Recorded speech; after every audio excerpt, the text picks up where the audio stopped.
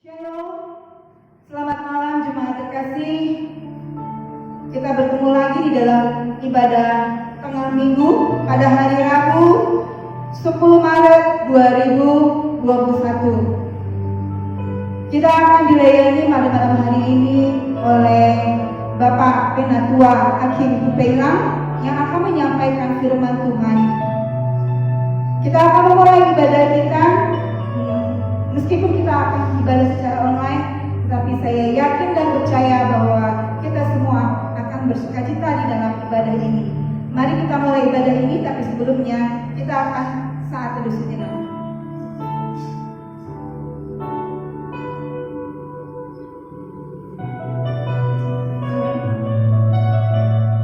Bapak, Ibu, saudara-saudari jemaat terkasih, mari kita bangkit berdiri. Kita akan memulai ibadah kita pada malam hari ini dengan pujian yang mengatakan layak dipuji, disembah.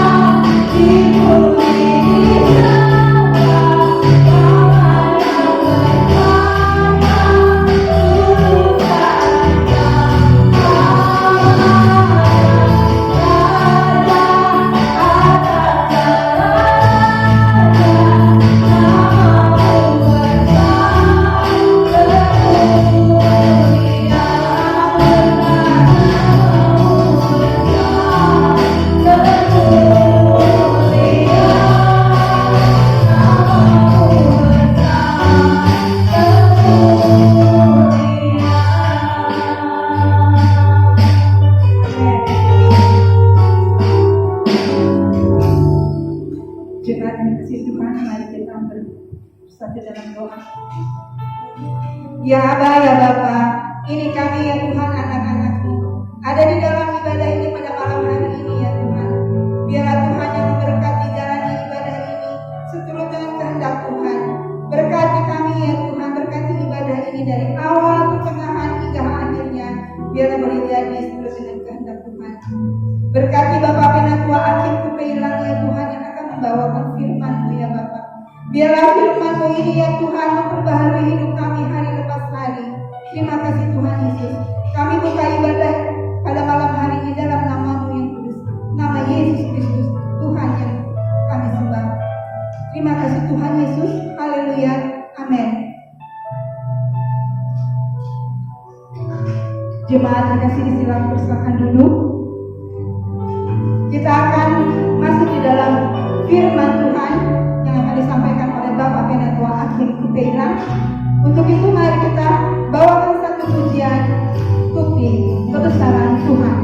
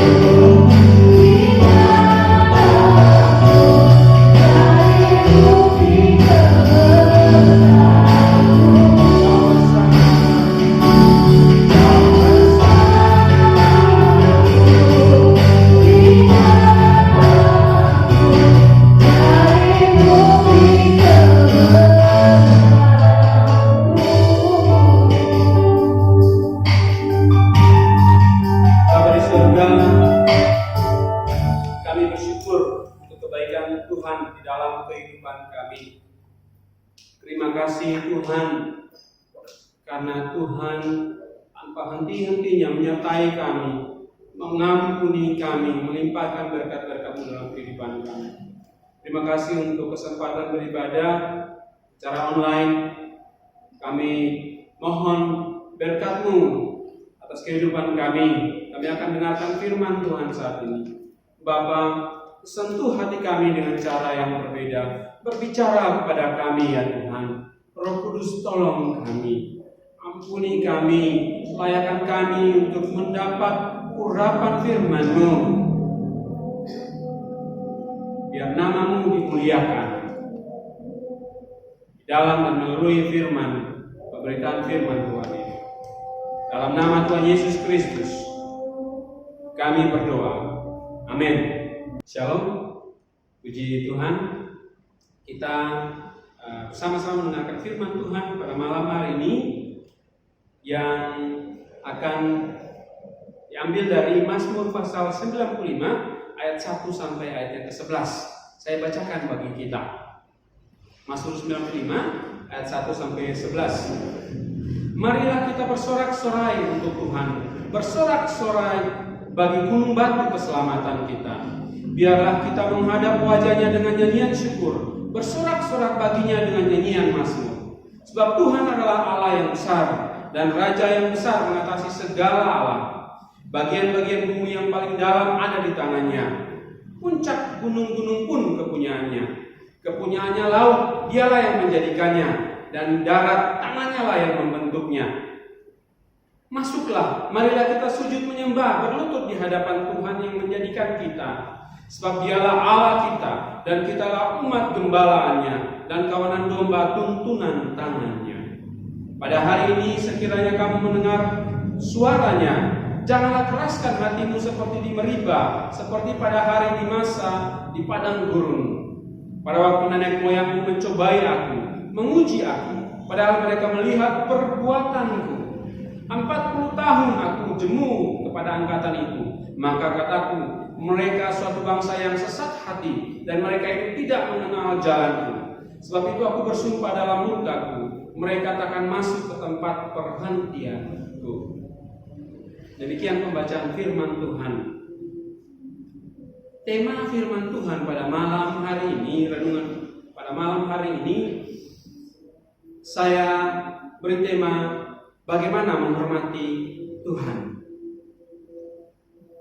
Sekitar 10 tahun yang lalu, waktu saya pelayanan di Kamboja, saya punya kenalan seorang anggota parlemen, anggota DPR kerajaan Kamboja.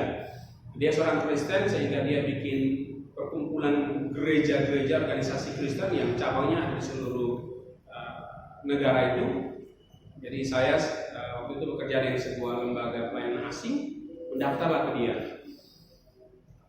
Dalam beberapa kali pertemuan, akhirnya saya menyadari bahwa dia menyapa saya dengan sebutan brother, saudaraku. Sementara saudara-saudara Kristen Kamboja yang lain menyapa dia dengan yang terhormat, His Excellency, anggota parlemen.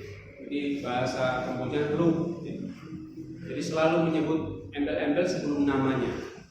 Jadi mereka sangat menghormati dia. Tetapi dengan saya, dia menyebut saya brother, sehingga saya pun rasa aman nyaman dengan dia. Artinya menghormati itu berhubungan erat dengan hubungan pribadi. Saya sangat hormat dengan dia. Dia karena pelayanan kami itu ada di hampir 4 penjuru angin negara itu ya. Di timur barat kami punya base-base yang menjangkau anak-anak muda. Jadi dia selalu kasih tahu isu-isu. Oh, di sini ada isu begini. Oh, pemerintah saat ini seperti ini. Karena di negara itu perdana menterinya sudah lebih dari 30 tahun. Jadi dia mengalahkan rekor Soeharto ya, yang memimpin lama di Asia Tenggara. Perdana Menteri Hun Sen paling lama. Jadi sangat otoriter. Jadi kalau orang salah aturan sedikit bisa disingkirkan dari negara itu. Jadi kami sangat hati-hati. Saya sangat menghormati dia karena informasi-informasi penting tentang politik, tentang militer dia sampaikan kepada kami. Demikian pun dia menghormati saya. Dia menganggap saya brother, panggil saya brother, saudara Kristen. Jadi saya melihat kami saling menghormati karena hubungan pribadi yang terbangun. Nah, tema firman Tuhan pada malam hari ini bagaimana menghormati Tuhan. Kalau kita baca di dalam Mazmur 95 ayat 1 sampai 11 ini, lembaga Alkitab membagi di dalam 3 paragraf. Jadi setiap paragraf itu ada poin-poinnya, ada pokok pikirannya. Nah, dengan demikian pada malam hari ini kita akan bahas 3 poin penting tentang bagaimana menghormati Tuhan. Poin yang pertama, menghormati Tuhan dengan memuji Tuhan. Itu ada pada ayat 1 sampai ayat yang kelima. Kalau kita baca ayat 1 dan 2, di situ dia mengajak, Mazmur mengajak, marilah kita bersorak-sorai untuk Tuhan, bersorak-sorak bagi gunung batu keselamatan kita. Biarlah kita menghadap wajahnya dengan nyanyian syukur, bersorak-sorak baginya dengan nyanyian mazmur. Jadi pemazmur mengajak, ya bahasa sederhananya begini, gunakan mulutmu untuk memuji Tuhan. Kenapa? Kalau kita baca satu, bersorak-sorak bagi Tuhan gunung batu keselamatan kita. Jadi gunung batu keselamatan itu kalau kita baca kisah-kisah perang Israel dengan perjanjian lama itu, seringkali mereka menghindar musuh dan berlindung di balik gua-gua gunung batu. Dari situ mereka melancarkan serangan. Jadi gunung batu itu perlindungan. Jadi pemazmur bilang, Tuhan itu melindungi kamu. Tuhan itu melindungi kamu. Jadi kamu harus memuji Dia. Memuji Dia. Terus dia bilang, biarlah kita menghadap wajahnya dengan nyanyian syukur, bersorak-soraknya baginya dengan nyanyian mazmur. Kalau menghadap Tuhan terus dengan syukur, ada banyak orang yang mencari Tuhan dengan banyak alasan. Ada yang mencari Tuhan dengan yang paling sederhana sekarang di zaman sekarang itu orang cari Tuhan karena ingin diberkati, ya. Jadi supaya dapat jodoh cari Tuhan, supaya naik pangkat cari Tuhan. Ya, dalam beberapa hal mungkin baik ya daripada cari dukun, baik cari Tuhan. Tetapi Tuhan ingin kita datang menghadap Dia dengan ucapan syukur, bukan dengan motivasi lain. Kalau kita baca nasihat Paulus bilang, mengucap syukurlah dalam segala hal. Karena itu kalau kita mencari alasan untuk bersyukur terlalu banyak, ya. Yang paling sederhana itu Anda bisa lihat cermin dan lihat, Anda punya rambut ya, sedangkan orang lain rambutnya mulai gugur mungkin karena kemoterapi, kanker dan sebagainya. Anda bersyukur punya rambut. Anda bisa sisir rambut, orang lain mungkin kesulitan karena tangannya cacat dan sebagainya. Anda bisa jalan kemana-mana, orang lain mungkin tidak karena tidak punya kankeran atau karena sakit-sakitan harus tinggal di rumah. Selalu ada alasan untuk bersyukur, ya. Kalau kita baca ayat 3 dan 5, pemazmur kasih alasan, sebab Tuhan adalah Allah yang besar. Ini alasan kenapa kita bersyukur. Dia Allah yang besar yang mengatasi segala Allah. Ya. Dia Allah yang besar mengatasi segala Allah. Segala Allah itu kalau zaman sekarang jabatanmu itu mungkin menjadi alam, kamu mengandalkan Dia, enggak. Itu ada limitnya. Ketika kamu mengandalkan jabatan, satu saat jabatan tidak bisa diandalkan. Kepintaran, satu saat kepintaran tidak bisa diandalkan. Pengalaman, satu saat pengalaman tidak bisa diandalkan. Tetapi Tuhan bisa diandalkan setiap saat, dalam keadaan apapun juga.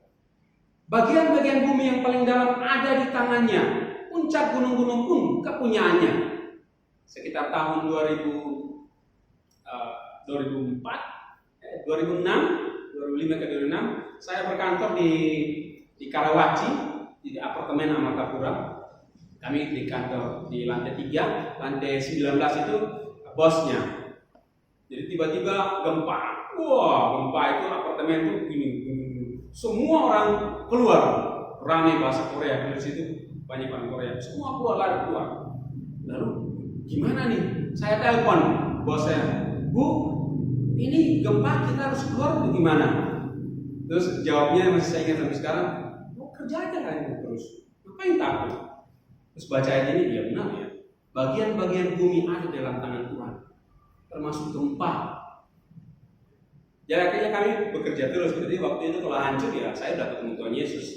Tapi karena kami nggak hancur, gempa nggak menghancurkan, sama saya sekarang ini.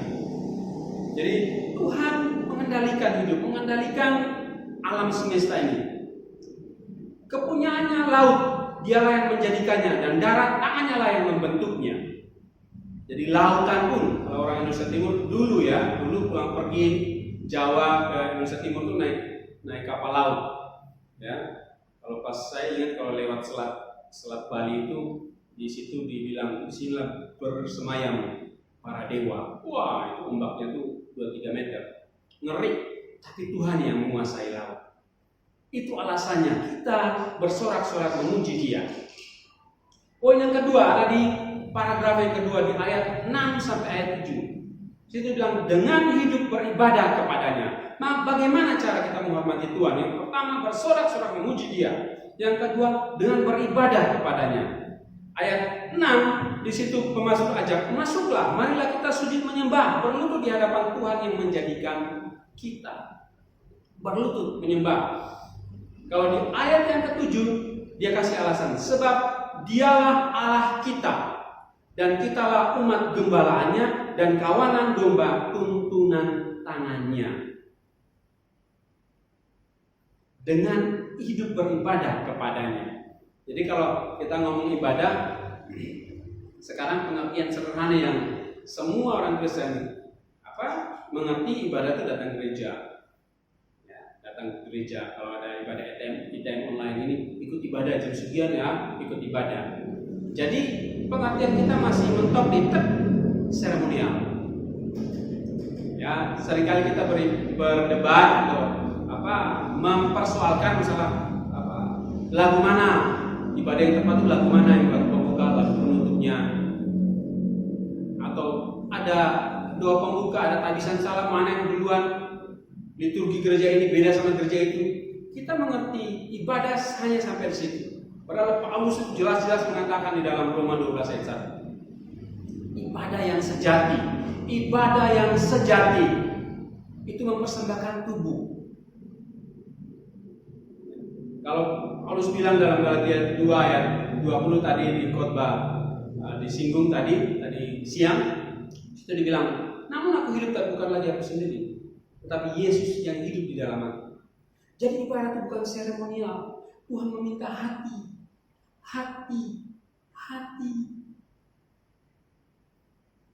Kamu bisa membohongi istrimu, membohongi suamimu, membohongi anak-anakmu, membohongi orang tuamu, membohongi pacarmu, bosmu, teman mainmu, tapi kamu tidak bisa membohongi Tuhan. Dia tahu hatimu. Amsal 4 ayat 23 dibilang ini, jagalah hatimu dengan segala kewaspadaan, karena dari situlah terpancar kehidupan. Dari hatimu. Ketika murid-murid mempersoalkan tentang makanan mana yang haram dan halal, makan itu harus cuci tangan dulu atau tidak, nanti makanannya jadi haram gitu. Tuhan bilang enggak, apa yang masuk itu nanti keluar di toilet, di jamban. Kalau kita baca di Injil itu, Tuhan bilang yang penting itu hati. Karena apa yang keluar dari hati itu yang menajiskan atau menguduskan. Jadi kalau kita bicara ibadah, mari kita mulai menyeimbangkan cara berpikir kita. Tidak hanya melulu soal formalitas.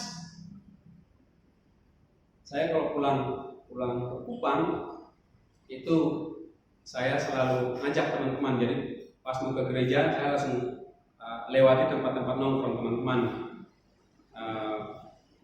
tukang minum dan macam-macam itu. Saya langsung tarik mereka, ayo ikut saya ke gereja. Mereka udah tahu ikut aja. Dan kalau ke gereja saya langsung duduk paling depan. Karena di gereja nggak ada VIP, semua sama di mata Tuhan.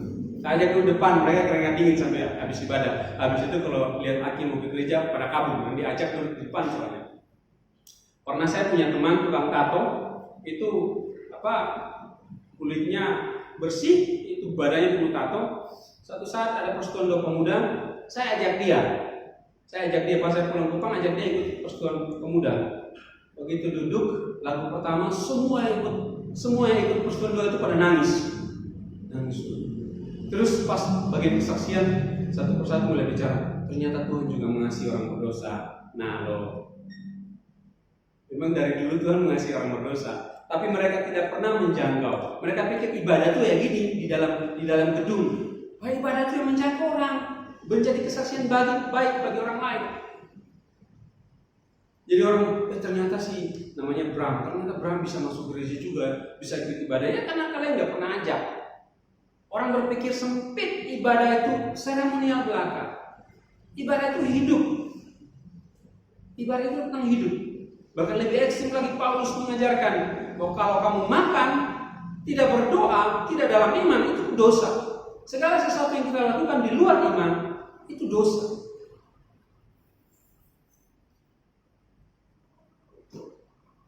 Bagaimana menghormati Tuhan? Yang pertama dengan bersorak-sorak, memuji Dia.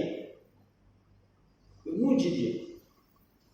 Yang kedua dengan beribadah kepadanya. Tapi tolong, ibadah bukan tentang formalitas. Oh, kamu bisa pakai baju gagah, bisa ketemu lurah, camat, bupati, presiden, tapi mereka tidak tahu hati kamu. Mereka akan, wah ini orang baik, kan mereka melihat pakaian kamu. Dan ketika kamu datang ke Tuhan, kamu tidak bisa menutupi boroknya hidup kamu dengan pakaian kamu, dengan dandanan kamu, karena Tuhan melihat hatimu. Ketika Samuel mau menghabiskan raja, Isai disuruh bawa seluruh anaknya. Samuel melihat satu persatu, wah gagah besar tinggi, ini layak semua jadi raja. Tuhan bilang, apa yang kamu lihat? Kamu melihat penampilan paras, tetapi aku melihat hati. Datang Daud itu kecil, kemerah-merahan, secara fisik tidak ada penampilan menjadi raja, tapi Tuhan memilih dia. Ketika berbicara tentang beribadah, seimbangkan pikiranmu. Tuhan melihat hatimu. Pendeta majelis, orang tua bahkan pasangan tidak dapat mengetahui hatimu. Tuhan secara detail. Kenapa? Karena Dia yang membuat hatimu. Bagaimana menghormati Tuhan? Bagian yang ketiga, dengan mentaati firman-Nya. Kalau kita baca di dalam ayat yang ke-9, di situ dibilang gini, ayat yang ke-8 sampai 11. Pada hari ini sekiranya kamu mendengar suaranya, janganlah keraskan hatimu seperti di Meriba, seperti pada hari di masa di padang gurun. Saya barusan ya, saya umpamakan ibadah itu bukan soal seremonial belaka, ya. Jadi firman Tuhan, kalau pada hari ini kamu mendengar suaranya, jangan keraskan hati. Jangan bilang, memang gitu ya, ibadah itu bukan seremonial, tentang hati ya. Masih pertanyaan-tanya. Jelas, firman Tuhan jelas tadi, Amsal 4:23, hidup terpancar dari hati, jaga hati. Tuhan jelas bilang sama para ditawar orang Farisi, kalian itu seperti kuburan, dari luar dirabur, putih bagus, tapi dalam berisi tulang belulang. Saya 5 tahun di daerah Sumatera Utara di Batak. Orang Batak itu hampir sama seperti orang Chinese itu kalau bikin kuburan itu, wah megah, wah hebat. Jadi kalau ada rumah di samping yang ditinggal orang pikir itu kandang. Rumahnya itu kuburannya dari jauh itu rumahnya gagah banget. Sampingnya apa? Samping itu kandang gitu. Kandang ternak. Ketika dekat baru ketahuan yang kandang ternak itu rumah, yang sebelah yang megah itu ternyata kuburan. Orang menghias kuburan dengan hebatnya. Jadi Tuhan bilang, munafik, jangan munafik, datang sama Tuhan, tidak ada yang tersembunyi. Jadi kalau hari ini Tuhan bilang, hari ini kamu mendengarkan suara Tuhan, jangan keraskan hatimu. Kalau kita baca soalnya, pada waktu nenek moyangmu mencobai aku, memuji aku, padahal mereka melihat perbuatanku. Tuhan sampai marah kan? Bayangkan ada 400 lebih orang yang dibawa keluar dari Mesir. Hanya 2 orang yang masuk ke tanah Kanaan. Sisanya itu dibunuh Tuhan di padang gurun. Anak-anaknya yang dibawa masuk. Kenapa? Karena Tuhan kesal, gak taat. Berulang-ulang kali Tuhan menunjukkan kasih-Nya, kuasa-Nya, tetapi mereka tidak peduli. Kadang kita ini entah tutup mata atau tidak mengerti, atau apa, kurang jelas gitu. Kita tidak mau tahu kebaikan-kebaikan Tuhan, sehingga kita menyusahkan diri. Kita berusaha memikul beban yang tidak perlu. Padahal gampang. Dengan firman Tuhan taat. Itu cara kita menghormati Tuhan. Ketika saya dengan tadi anggota DPR yang saya cerita tadi, dia sangat mengasihi saya sangat menghormati dia. Dalam keadaan tertentu dia bilang, saya orang tua saja bisa kuat, kenapa kamu? Kalau ada pertemuan tingkat nasional saya harus ikut. Mau pertemuan lanjut lagi, di pertemuan berikut saya bilang, Pak, saya udah capek, saya mau pulang. Kamu anak muda, saya orang tua aja kuat, ayo ikut saya. Dia sangat mengasihi saya. Karena itu oke, saya ikut gitu. Kalau kita biasanya persembahan itu lagu hitunglah berkatnya pasti kau lega. Saya mengingat berkat-berkat kebaikan Bapak ini, saya ikut dia. Kalau kita mengingat kebaikan Tuhan, kita akan ikut dia. Kalau kita menghitung kebaikan Tuhan, kita akan ikut dia. Pekerjaan, istri, suami, anak, rumah, pelayanan di sini, keterampilan yang kita punya, gaji, semua kebaikan yang kita bisa hitunglah. Dengan begitu kita tidak akan ragu untuk mentaati Tuhan. Kenapa? Karena semua yang dia buat baik. Apa yang dia ucapkan baik. Bagaimana menghormati Tuhan? Yang pertama, dengan memuji Tuhan. Gunakan mulutmu untuk memuji Tuhan. Ya, gunakan mulutmu untuk memuji Tuhan. Tadi di warung ngobrol sama Pak Hani bilang, istri saya, Ibu Maria Lumkewas, kalau mau udah dapat tugas mau pelayanan itu bisa-bisa seminggu ya mempersiapkan lagunya, nyanyi terus, nyanyi ulang-ulang, nonton video YouTube-nya, nyanyi terus. Saya bayangkan ya, saya di rumah suka mendengarkan lagu.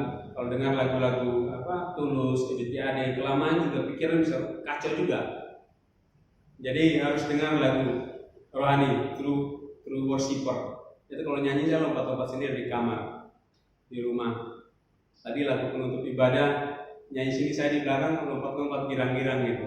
Puji Tuhan karena ingat kebaikan Tuhan. Anda pun dapat melakukan itu. Bentuk dari penghormatan kepada Tuhan. Yang kedua, bagaimana menghormati Tuhan? Dengan beribadah kepadanya. Tapi jangan batasi pengertian kita ibadah Tuhan, datang ke gereja 1,5 jam lalu pulang udah selesai. Jadi Kristen cuma 1,5 jam di gereja, pulang liar seperti dunia. Ya, ibadah itu di sini dan di luar bersaksi. Jadi orang Kristen, jadi anak Tuhan, mengampuni, berbuat baik, itu ibadah. Dan yang ketiga, bagaimana menghormati Tuhan? Dengan mentaati firman Tuhan. Mentaati firman Tuhan. Kita punya alasan untuk mentaati Dia, karena semua yang dikatakan itu baik bagi kita. Kalau kita masih ragu, memang baik ya, hitung berkat-berkat yang kita miliki, dan kita akan sadar bahwa Tuhan itu baik. Amin. Mari kita berdoa. Bapa di surga, kami bersyukur untuk kebaikan Tuhan dalam kehidupan kami. Tuhan sudah sangat baik kepada kami. Tuhan sudah melakukan banyak hal kepada kami. Terkadang kami tidak dapat melihat kebaikan-kebaikan. Kami mohon pertolongan Tuhan supaya kami dibukakan hati dan pikiran kami untuk melihat kebaikan Tuhan di sekitar kami, sehingga kami hidup dalam ucapan syukur. Berkati mulut kami, berkati tubuh kami, pakai memuji Tuhan, bersorak-sorak memuliakan nama Tuhan. Ubah cara pandang kami yang membatasi diri kami. Oh, jadi Kristen itu hanya di gereja saja. Tidak. Firman Tuhan malam hari ini, Tuhan, kami diingatkan seluruh hidup kami adalah ibadah.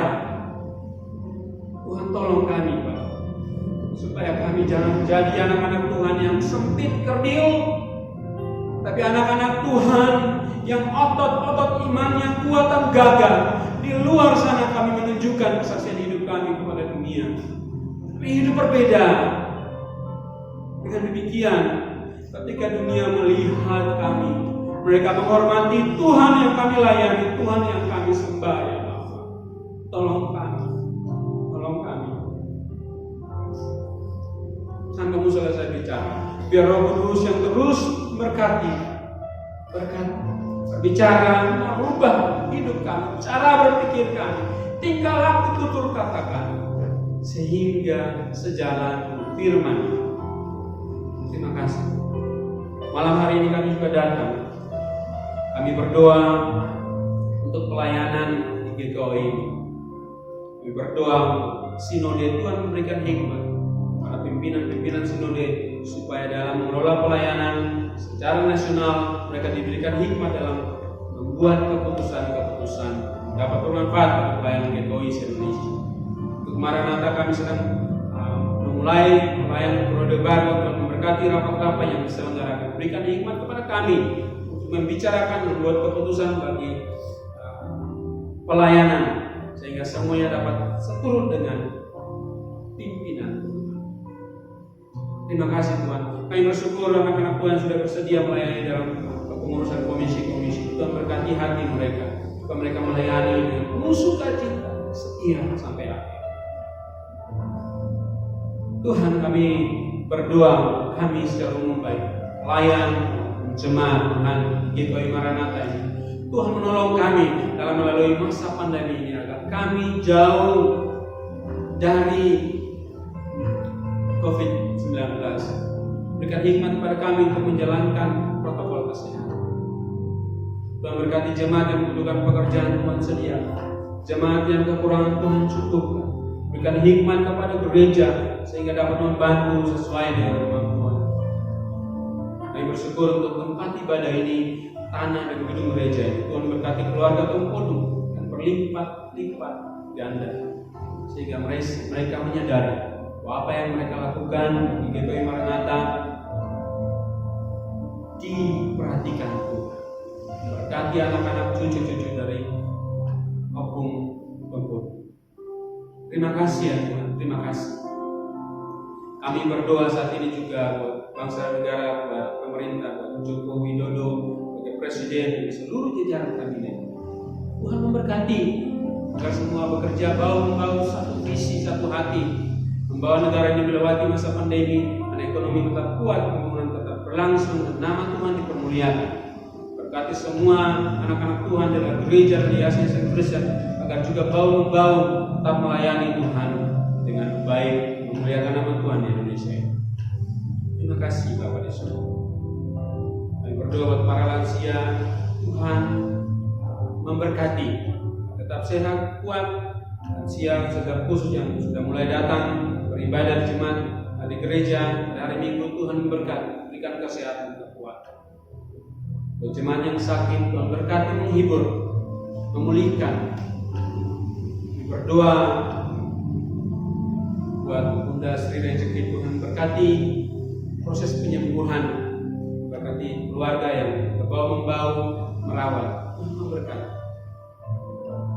Pendeta Michael, Tuhan memberkati semua medical treatment yang diterima. Pak Reki, Tuhan memberkati kami semua, Tuhan memberkati. Berikan hikmat kepada kami ya Pak, untuk hidup sehat. Terima kasih Tuhan, doa dan harapan kami. Apa-apa yang belum kami bawa, kami mohon Tuhan berkati hati kami agar terus bergantung harapannya kepada Tuhan. Tuhan menolong kami untuk hidup menanti pertolongan Tuhan dan percaya bahwa waktu Tuhan indah adanya bagi kami. Terima kasih Bapak Yesus. Terima kasih. Ini doa kami, ini harapan. Di dalam nama Tuhan Yesus Kristus sudah mengajar kami berdoa. Bapa kami di surga, dikuduskanlah namamu, datanglah kerajaan, jadilah kehendak-Mu di bumi seperti di surga. Berikanlah kepada kami pada hari ini makanan kami. Ampuni kesalahan kami, seperti kami juga mengampuni orang yang bersalah kepada kami. Jangan bawa kami dalam pencobaan, lepaskan kami daripada yang jahat.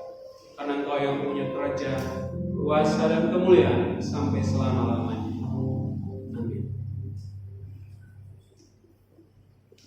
Amin. Kita tiba pada penghujung ibadah malam hari ini. Mari kita naikkan pujian Allah dahsyat sebelum jemaat bangkit berdiri.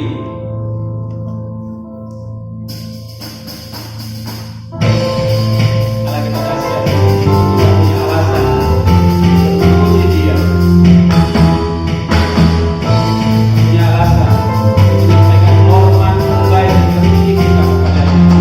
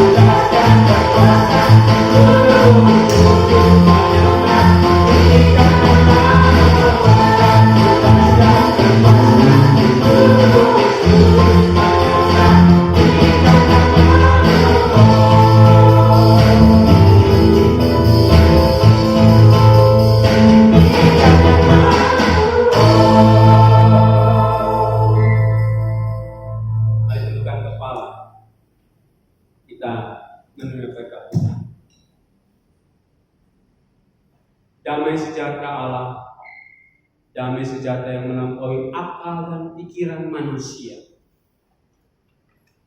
di dalam Yesus Kristus beserta penyertaan Roh Kudus turun atas kita, menyertai kita sekalian, mulai dari saat ini sampai selama-lamanya. Amin. Kami memuji kebesaran